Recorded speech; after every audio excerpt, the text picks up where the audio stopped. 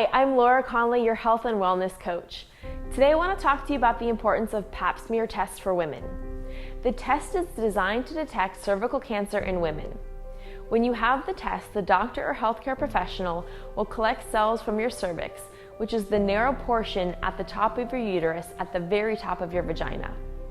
A pap smear, or pap test as it's often called, is critical because it's a great way to detect cervical cancer early, or better yet, detect cancer changes in your cervix that may show possible precancerous changes before the cancer develops. Oftentimes, the pap smear test is done in conjunction with a blood test for human papillomavirus. The HPV test is usually done along with the pap smear in women older than 30.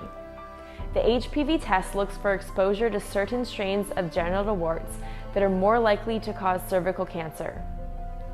It's important to remember that for most women who have or have been exposed to genital warts won't go on to develop cervical cancer.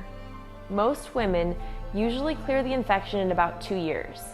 However, for some women, the virus can cause changes in the cells of the cervix, which can lead to cancer.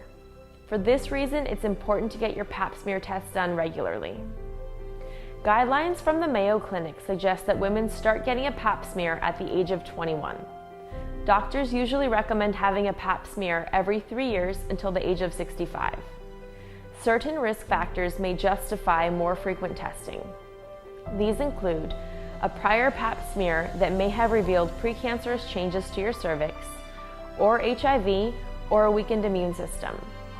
You likely don't need a pap smear if you've had a total hysterectomy for reasons not associated with a precancerous or cancerous condition.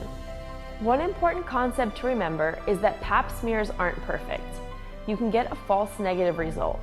That means that the test didn't detect any issues when in fact, there may have been precancerous or cancerous changes.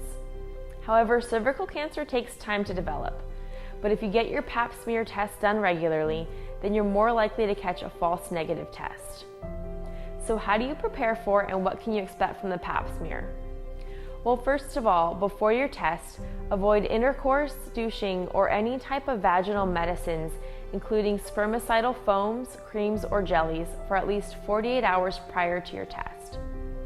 Also, make sure that you schedule your test outside the window for your menstrual period.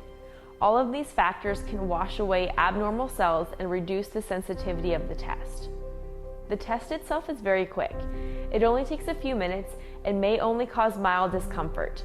You can go on with your normal activities right after the test. Depending on the results, the doctor may call you back for more tests. If your results are negative, you won't need to do anything more until your next scheduled pap smear. If your tests are abnormal, your doctor will call you back for more testing.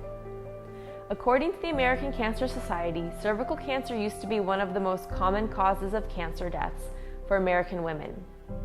Thanks to the pap smear, that rate has dramatically fallen. This test really could save your life. Knowing all of this information, there's really no excuse not to get your pap smear. Put it on your calendar and get tested regularly. Until next time, I'm Laura Conley, your health and wellness coach.